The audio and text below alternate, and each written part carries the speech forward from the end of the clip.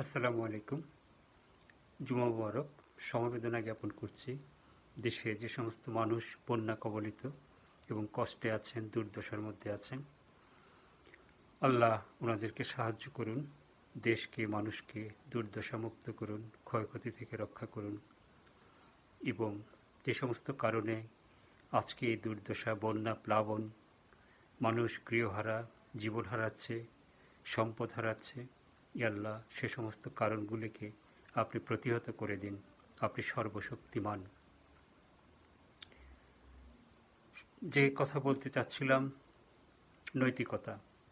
শিক্ষার মধ্যে যদি নৈতিকতা না থাকে, মানুষের মধ্যে নৈতিকতা তৈরি না হয়, তাহলে যত বড় শিক্ষা সনদই হোক, দুর্নীতিতে জড়িয়ে যাওয়ার নিদর্শন আমরা প্রচুর পাচ্ছি, বিশেষ করে তৃতীয় বিশ্বের দেশগুলোতে, বাংলাদেশ সহ।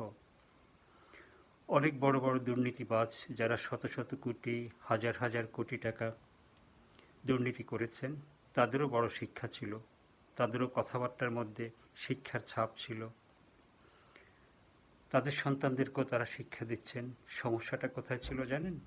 তাদের মধ্যে নৈতিকতা ছিল না, তাদের আত্মা শুদ্ধ ছিল না। আত্মা শুদ্ধির জন্য divine knowledge, divine feelings and respect খুব জরুরি। আত্মার সাথে আল্লাহর সম্পর্ক এবং আল্লাহর প্রতি সম্মান এবং আল্লাহর বিধানের প্রতি সম্মান এবং বিধান মেনে চলা খুবই জরুরি।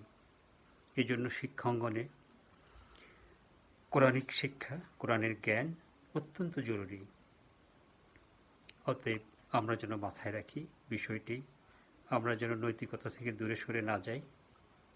আমাদের নতুন সরকার তাদের স্কুলের যে শপথ বাক্য সত্যি সুন্দর হয়েছে। আমি অভিনন্দন জানাচ্ছি সরকারকে এই সুন্দর শপথ বাক্যের জন্যে।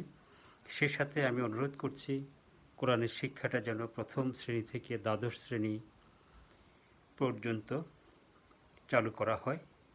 10-12 বছর যদি একটানা কোনো ছাত্রছাত্রী কোরআনের সাথে সম্পর্কিত থাকে, ইনশাল্লাহ তার মনের মধ্যে একটি তাকওয়া সম্পন্ন, সুন্দর, পবিত্র অবস্থা তৈরি হবে, পবিত্র আত্মা তৈরি হবে এবং সেই পবিত্রতা থেকে দেশ পবিত্রতা অর্জন করবে, উন্নয়ন হবে, সুখী সমৃদ্ধ হবে এবং আল্লাহর সাহায্য অনেক আসবে আশা করি। এই সরকার প্রবাসীদেরকে মূল্যায়ন করেছেন, সরকারকে ধন্যবাদ। বিশ্বের ইতিহাসে আমি কখনো শুনিনি এয়ারপোর্টে প্রবাসীদেরকে ফুল দিয়ে বরণ করা হচ্ছে, এবং বাংলাদেশের ইতিহাসে মনে হয় প্রথম প্রবাসীদের কথা সরকার বারবার বলছে, বারবার কৃতজ্ঞতা জানাচ্ছে। ধন্যবাদ। এবং প্রবাসীরাও উৎসাহিত হয়েছে দেশে অনেক বেশি রিমিটেন্স পাঠানোর জন্য।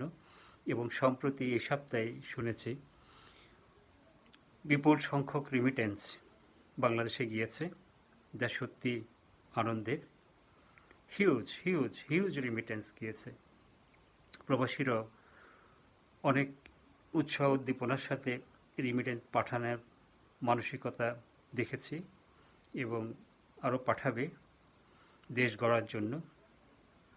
সরকার সুসংগঠিত হওয়া আরও সুসংগঠিত হলে, আরও ডিসিপ্লিন চলে আসলে, ভালো ভালো প্রজেক্ট হাতে নিলে প্রবাসীরাই বিনিয়োগ করবে নিরাপদ অবস্থা পেলে। নিরাপত্তার জন্য প্রবাসীরা দেশে বিনিয়োগ করতে চাচ্ছে না, এমনকি ঘরবাড়িও করতে চাচ্ছে না আজকাল। অতএব সরকার যদি সুন্দর পরিবেশ দেয়, নিরাপত্তা দেয়, অনেক প্রবাসী দেশে বিনিয়োগ করবেন এবং দেশ আরও সুন্দর হবে। আলহামদুলিল্লাহ, আমাদের সবার মধ্যে একটা ভালো ফিলিংস কাজ করছে পুরো জাতির মধ্যে। আল্লাহ সবাইকে ভালো রাখুক, সুখী করুক। ধন্যবাদ। আল্লাহ আমাদের সহায় হন।